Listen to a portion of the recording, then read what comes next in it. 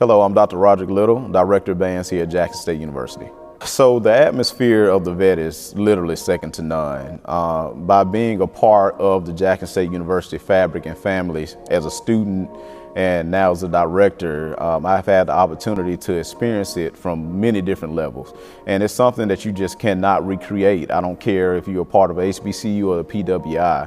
And so when you mix the Sonic Boom of the South and the football team and all of the synergy that we create amongst each other and between each other, you're not going to get that in any atmosphere or any stadium. We have an outstanding team with Coach T.C. Taylor under the leadership of A.D. Ashley Robinson. We are all coin to make sure that we elevate the profile of this illustrious institution that we all love, which is Jackson State University.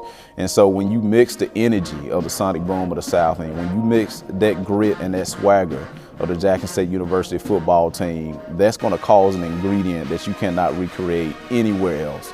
And then I didn't even mention, when you sprinkle the atmosphere of the vet with 60,000 fans of our alumni, all of our friends and constituents of Jackson State University, all of those elements coming together, that's just something that, again, cannot be recreated. And we want to make sure that everybody that's connected to Jackson State University, they go out and they make sure that they clinch those season tickets. So we make sure that we support our student athletes and also make sure that we support our student musicians as well. So we're coming to a stadium near you, the best stadium in FCS. It's the Jackson State University Sonic Boom of the South and the Jackson State University football team. You can purchase your season tickets at gojsutigers.com/tickets. Don't miss out. We want to see you there. Go Tigers and love the Boom.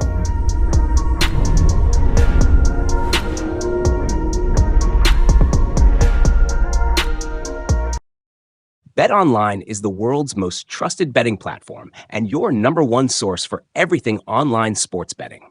Right now, you can receive a 50% free bet of up to $250 on your first deposit to bet on anything from the Olympics to baseball to Formula One racing. BetOnline has every stat, every matchup, and even live odds and spreads while the games are being played. When the game's over, head on over to our online casino and get in on a game of blackjack or poker, or unwind with one of our over 150 slots games. Head to the website today to get in on the action.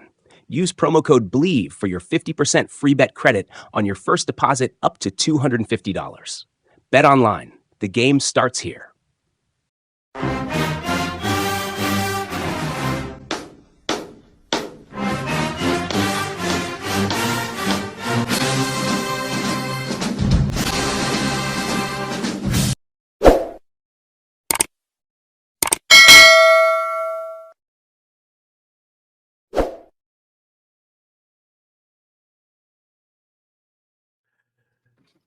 Welcome back to Tiger Talk. You know who it is. It's your main man, Ken Clark. We got Zoe Phillips in the house tonight, man. We got Zoe on the interview. What's up, brother? What's going on, man? What's up, D? I Love family? Oh, yeah, man. We continuing along our interviews. We got a slew of coaches and players, and D. Corsi has just been busy. We've been busy on Tiger Talk TV. We just got to keep it going, man. We got another special guest.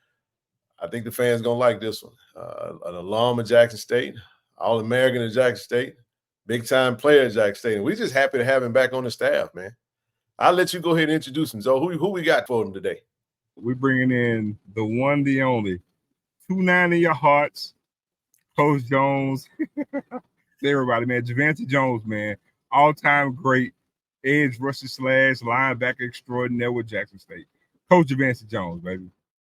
There he is. What's up, Coach? Welcome to the show, man. What up with y'all? How y'all doing? What's going on, Coach? Oh, you got it, man. Happy to have you on Tiger Talk. It's been a minute. We've been waiting to get you on. I know that we had to get the people what they wanted. Yes, sir. I'm so happy you have me, man. I've been watching y'all. Y'all do a great job, man. Appreciate it. Yeah, Coach. So yeah, man. We excited, man. It's been we looking forward to this season. I know you guys have been busy. I mean, we catching you on the break right now before the real camp starts. And we figure we'll try to get as many interviews out the way as we possibly can. But I tell you what we'll do. Let's start with you, Coach. Everybody know who you are, but let's go ahead and just kind of reintroduce yourself and just talk about kind of where you are within the program right now, being back in the coaching phase. Yes, well, feel great to be back. You know, Jackson State always been my home. Always gonna have a place in my heart. I bleed blue and white, even as a fan, even as a player. You know, but now to be back, you know, I'm still waiting on that first game. It's still like I'm living a dream right now.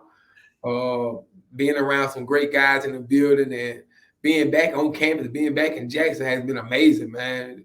To be around the fans and interacting with them and seeing that they feel the same way I feel just last year as a fan. I be telling the coaches sometimes, like, as a fan, man, I was right there supporting y'all the same way I'm supporting you now.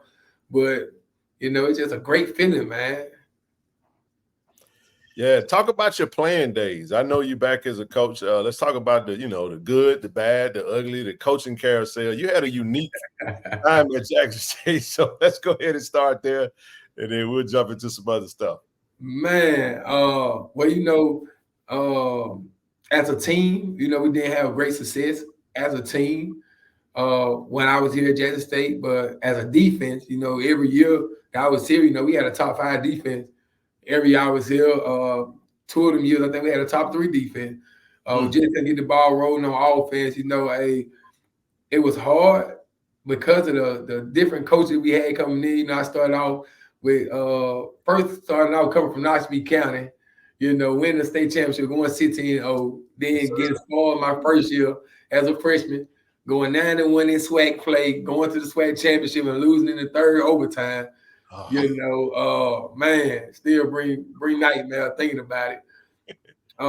Then the next year, you know, they let my coaching staff go, and I say my coaching staff because them guys there that recruited me, that was my family. You know, it hurt me to the core. I'm talking about when I say it hurt me, man. It hurt bad for them guys to go. You know, I still talk to them guys now, but then you know, bringing in Coach Jackson, and you know, Coach Jackson was a good dude. Went from we played a 4-2-5 my freshman year, ended up my sophomore year with Coach Jackson. He brought in Coach Burrows. We ended up running a 3-4. You know, so my position changed from a defensive end to an outside linebacker, off the ball, covering more, not being able to get the quarterback. But you know, so that whole mindset changed. Then going into half of that season, Coach McCall ended up being my head coach. But even before then, Coach Burrow ended up leaving, bringing in Coach Lee. He brought in a 4-3 defense. So now I'm a DN and outside back at the same time. And then after Coach after Coach McCall took over, you know, bringing in Coach Tony Hughes. You know, Coach Tony Hughes brought in another DC. Then so Coach Hendrick came with a 3-3-5. And so now I'm off the ball. I'm in the box. I'm all over. And, you know, it's a blessing in disguise. I think that would help me be the coach I am today. That I was able to see so many different coaches, so many different schemes. And as a defense coordinator in Louisville, if anybody asked me what my defense was, I never could tell them. I call it a mixed defense because I ran every defense that I was part of. And so being able to be part of them different schemes and learning the ins and outs of all them different schemes, I still got the playbook for every last one of them. Wow. And so that right there just made me end up. It was hard as a player then, you know, because you want to come in and learn a different playbook. You want to master it. You want to be able to, you know, your second year after learning the playbook, you start figuring out the little tweaks here and there, but you could get away with doing this, doing that. But overall, it helped me in the back end because now it's not too much football you can talk about that I can't. If I haven't played in, I can indulge in the conversation. Absolutely. Well, look, you speak on your love for Jackson State, but you know, at what point you left JSU? You know, you enrolled in Southwest Mississippi Community College for about 2 weeks, but then you decided to come on back. What made you leave, and why'd you come back? Man, I promise y'all, about 45 minutes ago, I was just telling the offensive coaching staff the same story. Because at that time, I was in my feelings. Like I said, man, them guys that recruited me, Coach Cumsey, Coach JT, Coach Knight, Coach McCall, like they were my family, you know. And as a child, you know, they were my family away from home. You know, my situation with my family itself, you know, I ain't had too much, and so I went to them, and they were more than football. They taught me about life, how to deal with this situation, how to deal with my mama. it's so much they were there for me for, and for them to be let go after a championship season, I just didn't understand it. And emotional decision, I ended up leaving. But like I told them coach earlier, like when you leave a place, at first you thinking like you just there for the coaches, but then you realize like the impact that Jackson State had put on me. From then, I forgot all about my professor that showed so much love. I forgot about the campus. It was a whole different atmosphere that I had fell in love with Jackson State without knowing I fell in love with Jackson State. Okay. I thought being Jackson State was just on a date, but I had fell in love. Yes, indeed, man. Hey, listen, that's beautiful. Let me ask you this though, Coach. Talk about some of the players. I know you talked about the coaches. Let's talk about some of the players you got a chance to go to war with. Some of the guys that you played with through your 4 years of being at Jackson State. You built those bonds and relationships with. Oh man, where do I start? I don't want. First of all, I would say if I leave you out, not my fault. I play with a lot of good ones. But we all in a group chat, and they end up talking now about NCAA. So if I leave you out, it ain't my fault. But starting out my freshman year, I was groomed. I'm gonna say groomed because he took me in the first week I got here. Quay Cox, great DB, man, one of the best I've seen. Somebody had his own demeanor on the field, but locked down. Being in that room, I had Tisha Terrell that groomed me on D-line, taught me things I need to know. Sid Hogan that taught me different things I need to know. Coming in, my freshman class, man, from Dan Williams, Cornelius Henderson, Stacey Noble, Kwame Bowens, being with them guys there as a freshman, Andre Lloyd, them guys right there, we stuck together like glue. We became family. We will always be family. Who else I had? Man, Big Gene when I got here. Them guy, Danny Gilbert, like going to get them guys on the O-line as a freshman. Mm-hmm. I'm the smaller one out there, man. Going against Alabama, Tommy in practice as a freshman. Then bringing up guys up under me. You had C.J. Anderson, Keandre Anderson, great D lineman came through Jackson State, man. You had Xavier Bingham we brought in, DB, that were real good. I played with, I can't forget my guys, man. David Fossman, coaching at East Central right now. Yep. He was a great receiver. Clay Moore, my number one quarterback. Ken Ivy, my other quarterback. Brent Lyles, my other quarterback. Hey, man. Hey, through all that time, man, I played with some great guys, man. I can't forget about my boy Zach Pennington, man. Hey, I play with a lot of guys, man, that we still talk to this day, man. One of my best friends, Dre Lloyd and TJ Battles, some other guys that balled out. I was here able to see, I was talking to Coach Sonora Adams today. We got a chance to see him, Ryan Thayard, they came in. George Johnson came in with a baller. A lot of people forget about Jerry Moore in my class. Yes, sir. Away from football. Mississippi. Yeah, his freshman year, man, he made plays. And so man, I see a lot of guys come through here. Well, look, since you mentioned the important, your teammates, and you're coaching now, talk about the JSU football program that you left as a player compared to the JSU football program that you came back to as a coach. Man, first thing first, the whole environment is different. With the facility, like when I came through Jackson State, we was in the SWAC. We're not in the SWAC no more with the facilities, the uniforms. These guys, one of the guys was complaining some of their jerseys. But I said, man, I was in Russell. So like it's a big difference, man. Big difference.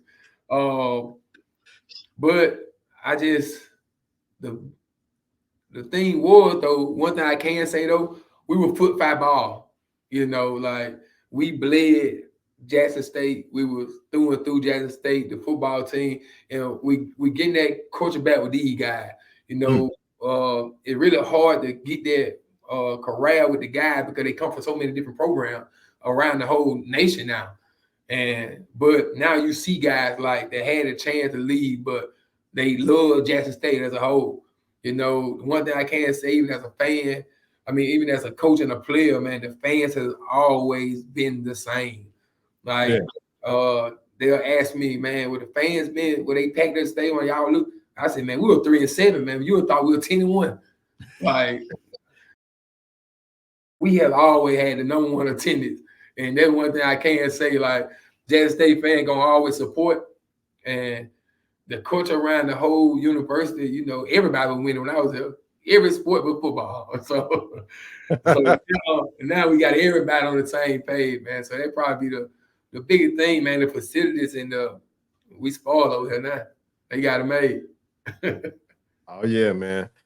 Coach, talk about, you know, the importance of the former greats. That's one thing that's always kind of talked about, you know, former players staying close to the program. Talk about how, you know, how you feel is important for the greats to stay in close proximity and come back and support the program and give back. Man, because tradition go a long way. You know, to be part of a blessed tradition, that itself is a selling point to recruits. It's a selling point to anybody. Like, to be part of such a great tradition, you get to say, you know how many people I know that has football days are over, but in the back of their head, they still wish they had a chance to play at Jackson State University. And I tell these guys that all the time, like, don't play for their name on the back of your jersey. You need to play for the name on the front of your jersey. Play for that block, because the tradition here is amazing. It's rich in tradition. When you get to name it, you know, you got some schools where you bring up, you can say all-time great at this position or all-time great top 10. You're not going to be able to do that, truthfully, at Jackson State. Like, just to be able to say that you was able to practice on the field that some of the best to ever do it practice on, to say that you went to that school, to say that you represented the same school that this person represented, man, and to have them guys to come back around, you know, like now, a lot of our guys, they are so big on learning about our tradition. Coach Odom do a good job of bringing different guys to come talk to them and try to get them to understand it. Like I was, like me, coming in as a coach, you know, it'll be a big transition from a high school to a college. But coming here, you know, the respect was already there because of what I did as a player here at Jackson State University. And so the guys, they see that and they understand that anytime I'm talking to them, I'm not just talking to them with doubts in my head. I actually believe everything I'm saying. I'm actually preaching that the love, the blood, sweat, and tears that I'm trying to get you to come out of. They know it's all from the work that we already put in, and it's just following on. We play the course. Well, Coach, look, you had such a story, you know what I'm saying, playing career at Jackson State. You know, when all players have dreams of getting to the NFL, you know, getting to the next level. What made you stop pursuing your pro football dream so early and get into coaching? Man, you know, I always wanted to be a coach. That was always my mindset. You know, I was a what they'll call a nerd or a geek in school. I used to tell all the football boys, like, man, I don't need football. Football needed me. I was gonna get a scholarship with my brain. So I always wanted to be a coach, man. You know, I knew that I had talent.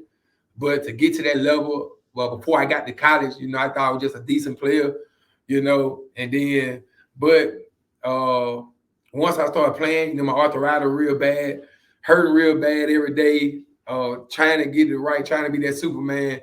And then the mental part of it, a lot of people don't talk about, you know, you could smile and be in a smiling depression. Like, even though I still got a chance to go undrafted, it was just the mindset of, like, it's so much hard work. I used to question myself after that draft day, like, what else I could have done? Like, you know, it's different when you have a guy that don't have the size and they don't have the size but has the numbers, or you got the guy that has the size but don't have the numbers. But I feel as if I did all it was. And so now I know a couple of players asked me, like, do I regret not keep pursuing it? But like I told them, man, when you gave everything you had to the game, you don't have any regrets when you walk away from it. And look, and speaking of which, if memory serves me correct, you were on the fence for going to Duke, right? Yes, sir. Yes, sir. You know, I had a couple offers coming out. And Duke, like I said, I was I was a nerd. I don't think going to my head like, man, who gonna give me a job? I got a Duke University degree. You know, yeah. My mama got 3 months to live, and she asked me to come to Jackson State with my brother. And I got to tell you, man, one of the best things that ever happened to me. Outstanding, Coach. Hey, Coach, let me ask you this. So now, you know, you decide your playing career is over and you jump into coaching, right? You get to coach at the high school level, Louisville. Talk about what do you feel was the thing that allowed you to have such, you know, great success so soon in the position. I know you started off on the staff. Next thing you know, you're the defensive coordinator. Next thing you know, y'all win the state championships. So let's talk about your journey over at Louisville and actually getting into coaching for the first time. Well, my first coaching stop was back home. That's right. Yes, and ended up having success. That we went 12-4. Ended up winning the championship my first year as a linebacker coach, and that spoiled me. That gave me, man, that right there spoiled me. It gave me that feeling I needed. And then 2018, I took a year off, came back to Jackson, started teaching at Blackburn Middle School, 8th grade math teacher. Wow. Came back to be close to my mom, and then 2019 ended up going to Louisville, you know. And first of all, with Knoxville County, you know, the tradition there, you know, the winter tradition is just like Louisville and Knoxville County got the same mindset as like Jackson State. Every year, championship or bust. You can't go 12-1 and don't win a championship. It don't matter. Like, and so that's a mindset. And then going to Louisville in 19, you know, we went to the third round of playoffs. I think we had the chance to win it then. Then in 2020, I became the defensive coordinator. And my first year as defensive coordinator, you know, I had some great guys. Man, the talent in Louisville was amazing. First of all, like with them guys, they keep it in every year. They might not have the biggest guy, but they got some of the most toughest and football hungry kids I ever seen. And, you know, we ended up winning the championship my first year as the defensive coordinator. Ended up losing the third round again that 2021. And then for the last 2 years, you know, we ended up winning the championship and going against some of the best in the state. Helped me out, helped me build me early as a defensive coordinator. You know, going against Chris Jones over there in Star with Teddy Young and Knoxville, going against some of the best. You know, the GTA played the GTA. Shout out to the GTA. Golden Triangle area, you don't know about it. Some of the best, not some of the best football in the state. You know, that's just me. But But you know, just being able to take everything I learned, like I said, from all them different defensive coordinators, you know, I seen some good stuff I wanted to take from them and some bad stuff that I didn't like, and I took the good. And my biggest strength though, it's not even X and O's to me. Especially on defense. Defense is about getting 11 guys ready to run through a brick wall for you. And you know, when you out there, when the guys see you put the hard work in, they see that you screening, you striving to be perfect. Just like you asking, you know, nobody is perfect, but you strive to be perfect. And like Coach Dean told me, my strength and condition coach there, he said, no, never be surprised by the results when you put the work in. Wow. So was coaching on the college level something you were always pursuing? Not pursuing, but it's something I always wanted to do. I always figured that, you know, I remember when I first came out, I actually got offered a GA spot by Coach Hughes here at Jackson State. But when I came out, I had already had my master's. So I was like, then I asked about the pay, and I was like, well, I got a little girl, you know, and I came out certified. And so the high school route was a big route for me. And after a while, you know, I fell in love with it, you know, coaching middle school, coaching high school. You get to touch so many kids' lives. And you know, I had other people that offered me opportunities to get to the college level. But when Jackson State called you, who can say no? So let's talk about that. When did Coach TC actually reach out to you? Oh man. So after my championship game, you know, I already had a good relationship with Coach O and Coach TC. You know, we had talked a few times before, but he reached out like mid-December because it was crazy because it was doing the high school coaching curve. All that going on, you know, I'm in the running for head coaching jobs. And I'm getting different calls for this head coach high school and Coach O, the first one that called me. And he asked me would I be interested in special team coordinator position. I'm like, of course. Of course. Like, I played special team all my life. I was over the special teams in my high school. I love to be part of it. And then so after that, came in, did an interview with Coach TC and Coach O. You know, I think I shocked them with all the stuff I had coming in. I know they were talking about they were going to get me right. We were going to talk football. They were going to groom me, take the time. And I came in with so much stuff, I shocked them. And then, you know, I still remember they had me on the wait list for like a couple of weeks. And I had different high schools offer me the job. I'm up there turning them down. I'm putting them on hold, not turning them down, putting them on hold. I'm like, I know this call gonna come through sooner or later. Then I was on a call with one of the high schools, and I was like, you know what? Let me call Coach O real quick. You know, if they ain't made a decision by now, I'm just gonna go ahead and take the high school job. And soon as I told the superintendent that, Coach O was beeping in. I said it got to be a sign from God that they were supposed to be here, and the rest is history. Awesome. That's awesome. So talk about the defensive staff, young, energetic, and mostly all the new guys that you came in with. Man, this staff here, you know, the good thing is a lot of people don't realize I was able to walk in the building with the old staff, the entire old staff, you know, and you know, them guys, man, talking ball with Coach Bradley, Coach Hammond, man, them guys know football. They know football, man. They love the game of football. But with they were older, they were more mature, you know. So it wasn't too many smiles going on around. It was like, you know, it was like a little tough environment to walk into when you first get here, you know.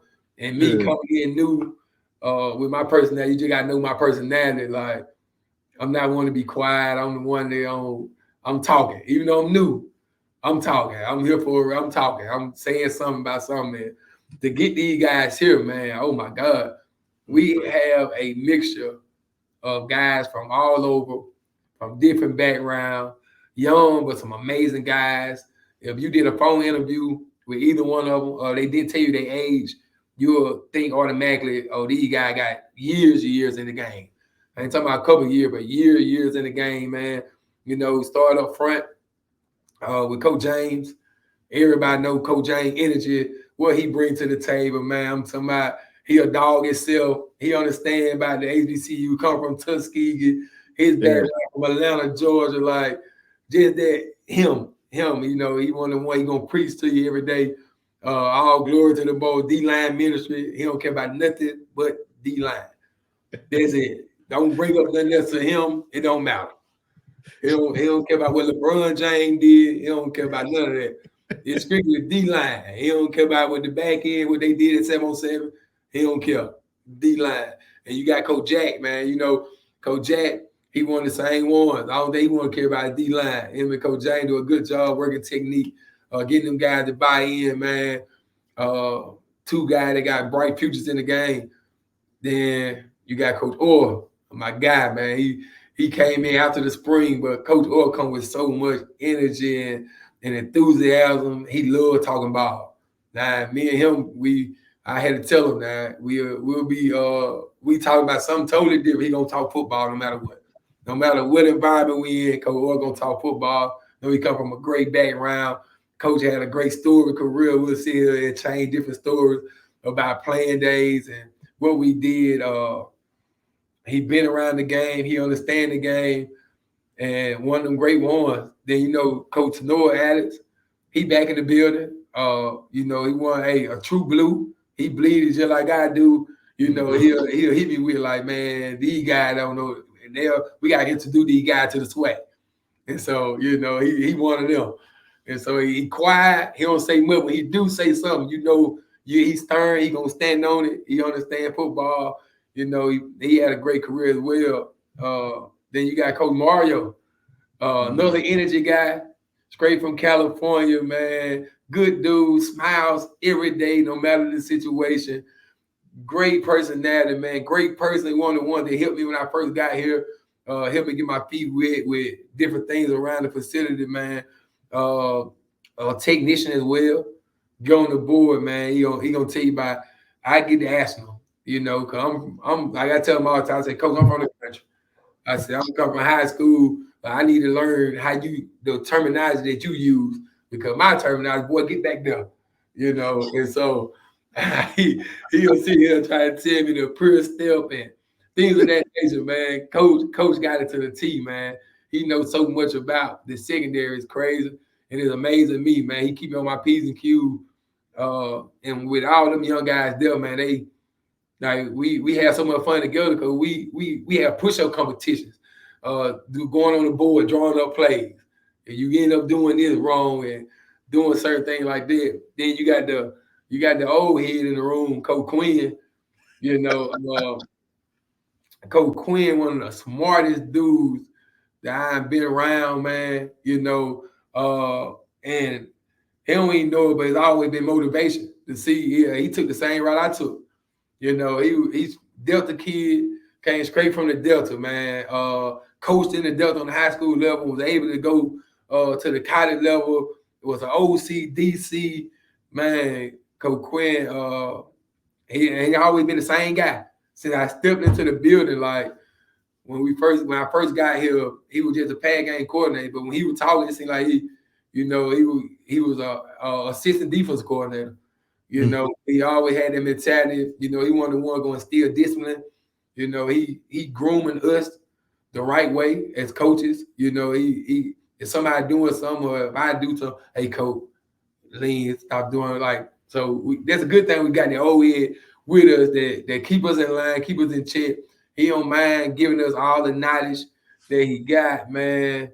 He try to pour it into us, and hopefully we all are sponges. Hopefully we trying to learn from. I know I am.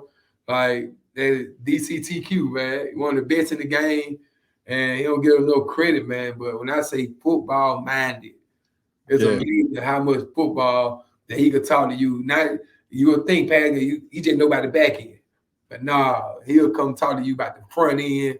He'll break down the offense. Oh, this the blocking scheme they trying to do right here, but this how you defeat that. He was an OC, so he know everything. Oh, they running this dive concept on a drive concept. Hey, all we gotta do is this right here. They getting in there to stop this. This will take it's amazing to hear Coach Quinn talk football. Hey, you know what? You just confirmed something a lot of the players say. Every player that we've talked to has echoed pretty much the same thing. I had a chance to talk to him as well. I mean, he is a bright mind. But speaking of Coach Quinn, we actually had him on Tiger Talk, Coach, and he said, listen, he said anything go left, if somebody need to fill in for me, he was like Javancy Jones was gonna be that guy to fill in for him if he was out. That's what I see in him, man. He's a coordinator. And I tell everybody, say, hey, if I'm ever out, sick, fall out on the sideline, Coach Jones in charge. Wow. One thing I do know. Seriously? Oh, yeah. I wanted to get your thoughts on it. I don't know if you heard him. What's your thoughts on that? How'd that make you feel for him to say something like that about you? Felt great. He already told me that. He already let the defensive staff know that as well, that if one day he never hear some go, he got to go somewhere, that I'll be the defensive coordinator that day. And, it means a lot because, like I said, I'm coming from the high school level. Even though I was a DC on the high school level, a lot of guys, they look at the high school level like we're not doing much. But to be able to be in these meetings and them actually listening to me, actually taking in what I'm saying, and we all talking ball, and then you realize football is just football. And so then come from Coach Quinn, because you got to know Coach Quinn to know that compliments don't come too often from Coach Quinn. He sound, he one of them old school that he'll rather show you rather than tell you. And so to hear him say that, not just around us, but to hear him tell the world that, I had so many of the high school coaches hit me up, man, about, man, boy, you doing something up there. They doing like that. So it felt great to know that the work that I put in over the years, that, that others are seeing it and they respect my football mind, because that's all you want as a coach, for everybody to understand what you, that you know what you're talking about. Or at least hope that they think you know what you're talking about. Well, look, Coach, do you remember JSU not having any kickers at one point last year? And what did you think of at the time when you saw it or you found out about it? Man, I'm going foolish. I'm going foolish. You know, like I'm going. I remember, we in the alumni group chat with the football team. I'm on the different pages. I'm on there thinking like how, I didn't understand it, but then after getting background and learning now, I'm like, man, that's a crazy predicament to be in mid-season, and still to go 7-4 is amazing. Like they give you a testament of how good that team was and how good we were going to be, because I tell anybody, man, offense sell tickets, defense get you to the championship, but special team win championship. And to go that season with, I'm telling you, one of the long snapper had to be the partner. I seen them point, oh Lord, man, that was a rough year. I can only imagine how the special team coordinator felt at the time, how the head coach felt at the time, how the team felt at the time. How the fans felt. But the good thing is, you got some good people during that time though, like Leilani, a good kicker. We still working on getting her legs stronger right now. But accuracy is there. PAT gonna be 100% all the time. And you seen that even though things got hard last year, the staff did a great job of holding it together and still finishing the season 7-4 during that hard time. That's amazing. That's a kudos to the staff. Absolutely. So, Coach, you're gonna be holding down the fort for the special teams. Talk about playing like starters. Like, how do you just determine your personnel as far as who's on your coverage and your kickoff team and stuff like that? How do you feel about playing your top guys on special teams?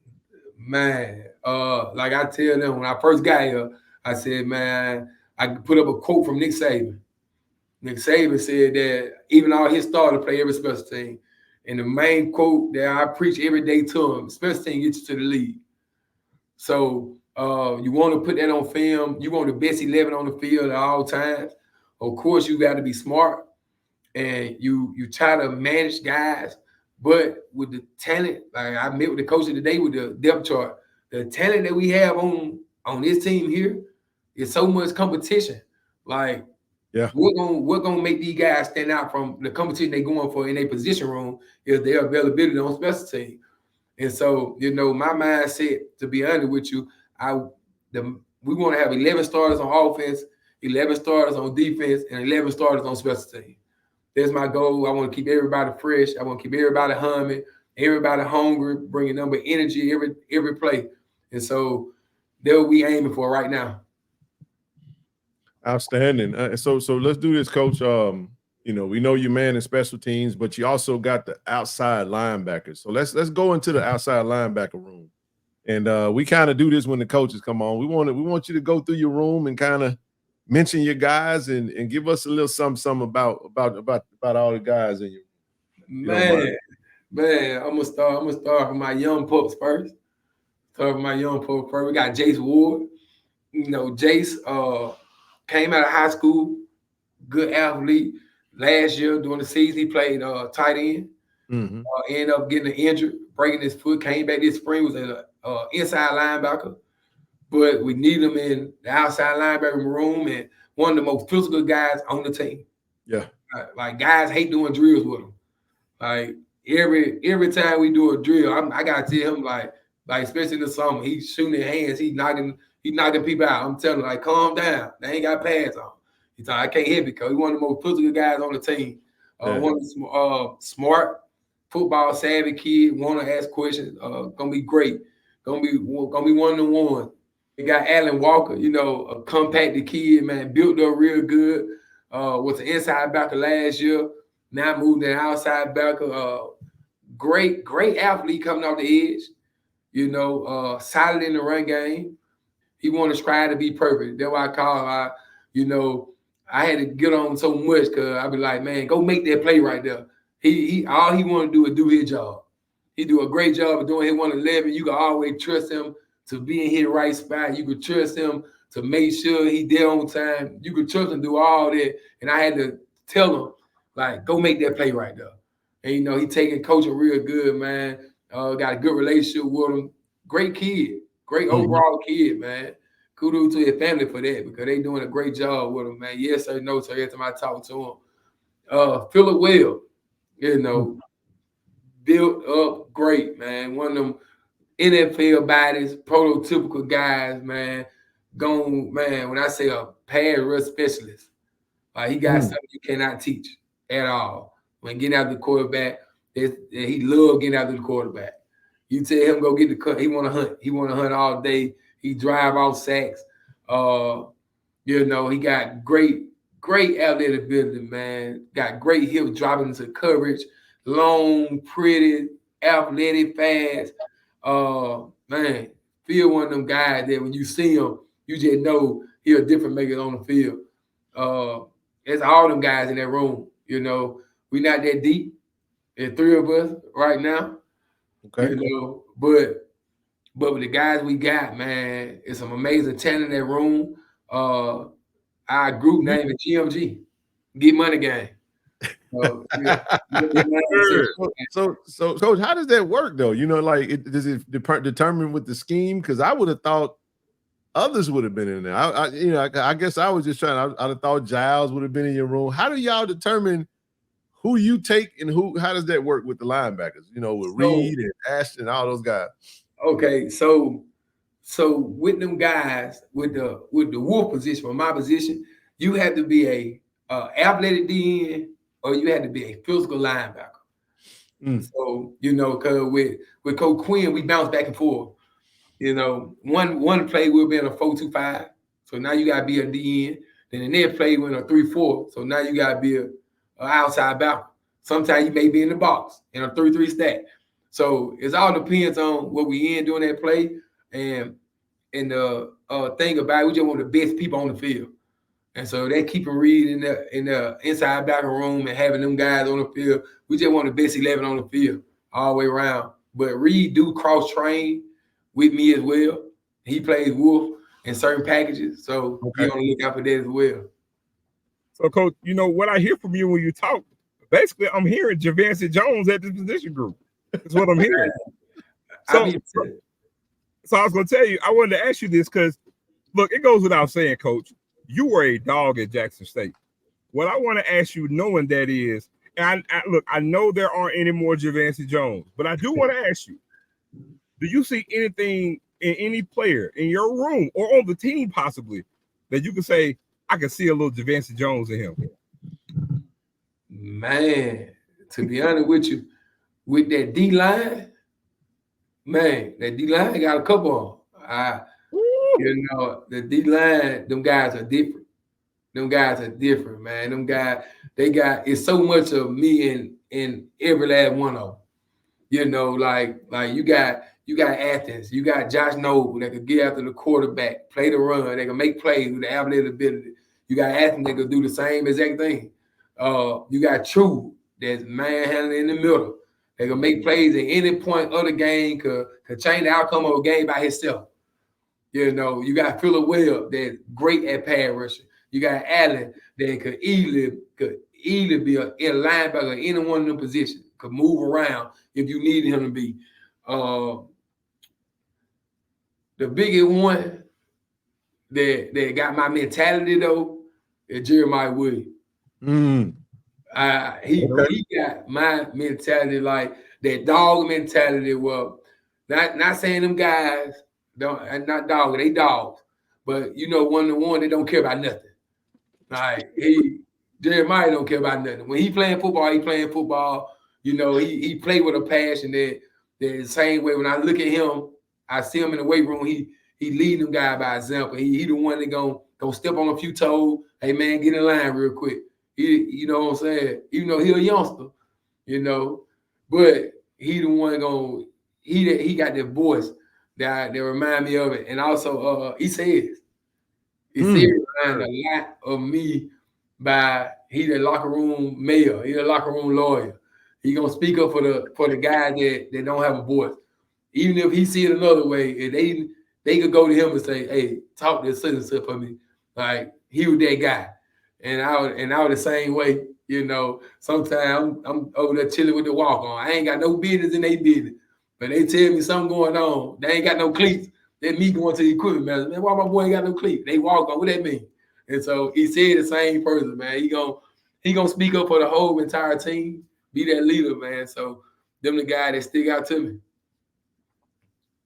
Man, that's special, man. That's special. So, Coach, tell us something that we haven't covered. You know what I mean? Like, what's that one thing that you're looking forward to this season? I mean, I know we opened up ULM, and this is a special unit, man. I think this team, you know, with Coach TC and you guys have put together one heck of a roster.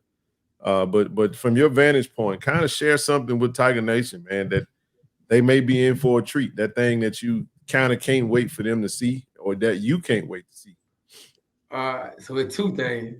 Okay. I want my specialist to see this thing. I ain't show them no love. So shout out to my specialist, first of all. Shout out to my specialist. I know last year with the specialists, while I'm talking about them, you know, they had a few injuries. But like when I say this team is loaded with so much talent, like it's competition in the specialist room.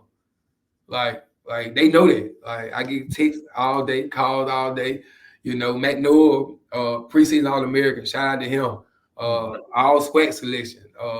You know, but we got another opponent coming in. They're gonna give him a run for his money this year.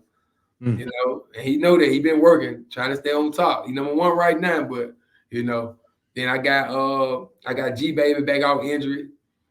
You know, he one of the ones that he was a great kicker before he got hurt. You know, we got a guy from Holmes Community College, Jalen Ballard. You know, he coming in this summer. He on the team now. He putting in work, trying to take a starting job. You got Leilani getting her legs strong every day. When I first got here, Leilani was kicking like 15-yard field goals.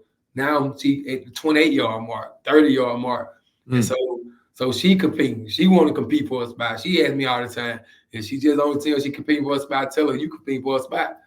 It don't matter. We want the best on the field, and that's what we going for. But the fans be expecting a physical, hard-nosed team. They're dedicated to the tradition, dedicated to the culture, man. With this coaching staff, there's a bunch of new faces on their coaching staff, but shout out to Coach TC and Coach. They did an amazing job of putting some great guys together. Like you just be around the building, you'll think we've been here forever. You'll think that like I was in Louisville for 5 years with the same guy, and it seemed like I'm like this coaching staff is closer than I ever been part of. And it's amazing in the short time that we've been together and being able to talk ball with some of these guys, man. You got guys that been OC before, DC, special team coordinator, that like Coach Vincent Marshall helped me out with special team. He got different tips he been giving me, different things of that nature, and being able to be part of the different background. I think that would make us so unique. Like guys are really from different backgrounds, from all over the United States, from different ethnicities, all over. So they be ready. I know that. I know for sure Dark Side is back. Dark Side is back. Yes, sir. So Put by Ball is back. You know, so that's one of the biggest things I'm ready for. I'm ready to see. Well, look, Coach, we always talk on, I mentioned that Coach TC Taylor, has a good influx of what I like to think of injecting JSU history within the program because he himself is a former player. You're a former player. Tanoa Alex is a former player. Coach O is from Jackson. So it's like you can actually expound on the history of Jackson State football, being a former player, and they are too. But kind of fill us in on what you kind of tell the players, not just about your playing days, but the history and the lore, the mystique of JSU football, and why you love it the way that you do, and the passion that you have, and how you're able to display it to them. Man, like I tell them all the time, like I'm not part of a program. Like once you become the Jackson State, you're not part of a program. You're not part of a team. You instantly become family. Yep. Like out of all this, I never forget the day that Jackson State brought my mama to the field for homecoming. My mama no game at Jackson State, and for them to keep that from me, and it was so many people after that day. I get to talk. It's so many people that was tied into that. Like some days, I still go watching on YouTube, and it brings tears to my eyes. So I'm preaching number family, letting them know like outside of this football, outside of this, it's so many guys that I still talk to that didn't even play football. You know, it's still guys that I able to connect with, get job opportunity. Like coming here, you know, got the Jackson State alumni reaching out, trying to get you to a house, trying to get you like it's just a family mindset and preaching these guys. And like I tell them, like with Coach TC, give me a shot. I'm just a high school coach, never coach on the college level. For him to give me a shot, you know, he wanted the great one to come through. When people hear TC Taylor, they start thinking about the head coach. I start thinking about the playing day, because that's what I always heard about. And people Right. to bring up anymore, you know what I'm saying? Like one of the best ever to come through here, and, you know. But it's all we can preach, you know, that Jackson State has always been my family. I ain't never had too much family.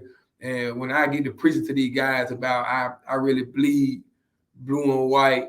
I know when I had gave that speech that day and I told them I'm Tiger born, Tiger bred. When I die, I be Tiger dead. Tiger born, Tiger bred. And when I die, I be Tiger dead. I actually believe that to everything in me. Everything in me. I know the day my baby told me she want to go to Harvard or Jackson State, like she had a choice or something. Oh, she going to Jackson State. I don't know what's wrong with her. Well, there it is, man. Y'all make sure to go follow Coach Javancy Jones on all socials. Coach, appreciate you for coming up. Zoe and I, look, it's been a treat, man. Can't wait to get camp started. We're going to be over there checking out the team as we get ready to go to ULM and put that thing on them boys. August 29th, Thursday night, 7 p.m. ESPN Plus is on. Yes, sir. Yes, Thank indeed. you for having me. All right, now, Coach, appreciate you. Tiger Nation, it's Tiger Talk TV. I'm KC 1400. Zoe Phillip. But Coach, it's been a treat. D.I. love. Go Tigers, baby. Yeah, I love. Go Tigers.